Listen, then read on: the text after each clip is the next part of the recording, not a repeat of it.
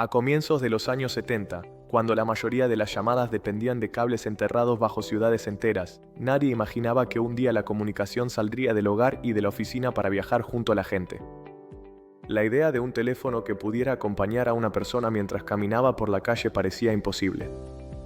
En ese tiempo, si alguien quería hablar con otra persona, debía estar en un punto fijo, frente a un aparato pesado y conectado a la pared. La movilidad era un sueño que no tenía forma, pero ese sueño estaba a punto de encontrar a las personas dispuestas a convertirlo en realidad. Las grandes compañías de telecomunicaciones estaban enfocadas en un solo concepto: teléfonos instalados dentro de automóviles. Ese servicio, caro y restringido, atendía a ejecutivos y figuras influyentes. Aunque era llamado móvil, dependía de un vehículo, de una antena grande y de una infraestructura limitada. Para muchos técnicos, ese era el camino del futuro. Sin embargo, había otros que se negaban a aceptar esa idea como definitiva. Entre los ingenieros que buscaban ir más lejos surgió un pequeño grupo decidido a romper las reglas.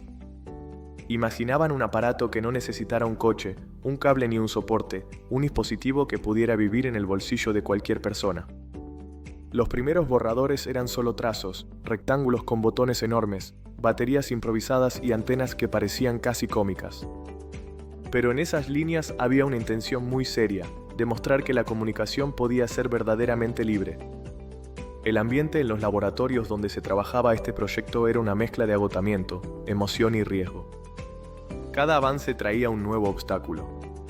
Los prototipos se calentaban, se apagaban, interferían con las señales existentes o simplemente no funcionaban. Aún así, los ingenieros seguían adelante, convencidos de que estaban construyendo algo que no solo sería un aparato, sino un símbolo de independencia.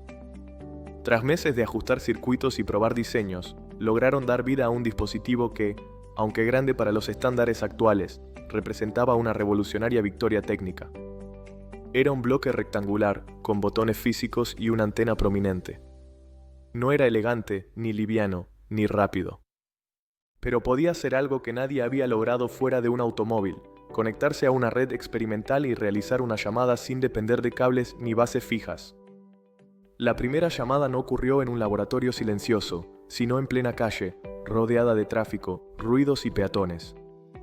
El ingeniero que llevaba el prototipo quería demostrar que el aparato no era un truco encerrado en un ambiente controlado, sino un verdadero salto tecnológico. Tomó aire, marcó un número y habló. La voz que escuchó al otro lado no era solo la confirmación de una conexión, era la prueba clara de que el mundo acababa de cambiar. Por primera vez, un ser humano utilizaba un teléfono completamente portátil para comunicarse mientras caminaba libremente. Ese momento fue solo el inicio. Pasaron varios años antes de que el aparato pudiera venderse al público. Había que construir antenas, desarrollar sistemas nuevos y convencer a los gobiernos de que la comunicación móvil era segura y necesaria. Fue un proceso lento, lleno de normas, trámites, pruebas de campo, críticas, ajustes y debates. Pero la idea ya estaba sembrada, y una idea que funciona siempre encuentra la manera de crecer. Cuando finalmente el primer teléfono portátil salió al mercado, sorprendió y desconcertó al mismo tiempo. Era grande, pesado y costoso, y su batería duraba muy poco. Pero también era una invitación al futuro. La gente que lo veía en las calles no podía evitar detenerse y mirar. No era solo un aparato, era una declaración de que las distancias estaban dejando de ser un límite. Quienes lo compraron sentían que sostenían un objeto adelantado a su tiempo. Los empresarios podían resolver asuntos urgentes sin esperar llegar a una oficina.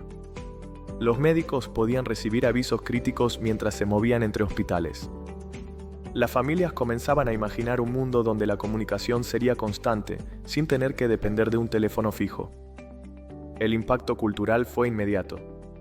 El teléfono se convirtió en un símbolo de estatus, un icono de avance, una herramienta que cambiaba rutinas enteras. Los competidores, al ver el entusiasmo público, se apresuraron a desarrollar sus propias versiones. Las baterías mejoraron, las antenas se acortaron, los diseños se hicieron menos voluminosos, y poco a poco el dispositivo que al principio parecía un ladrillo futurista comenzó a refinarse. A medida que la tecnología avanzaba, se multiplicaron las torres de transmisión y las ciudades se llenaron de nuevas señales invisibles que permitían a las personas conectarse desde casi cualquier lugar. Lo que comenzó como un experimento casi secreto terminó siendo una revolución planetaria. El celular dejó de ser una rareza para transformarse en un compañero inseparable de millones de personas. Hoy, cuando vemos teléfonos que caben en la mano y funcionan como cámaras, computadoras, agendas y centros de entretenimiento, resulta difícil imaginar que todo empezó con aquel aparato grande y rudimentario. Pero ese primer modelo fue el que abrió el camino.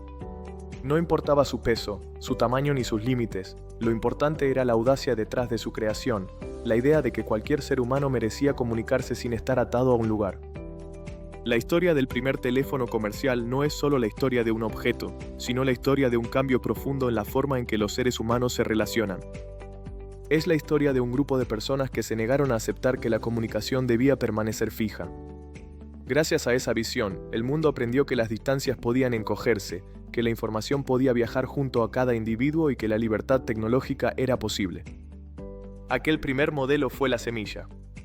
Cada teléfono posterior, desde los más simples hasta los más avanzados, es una rama que nació de ese primer intento valiente.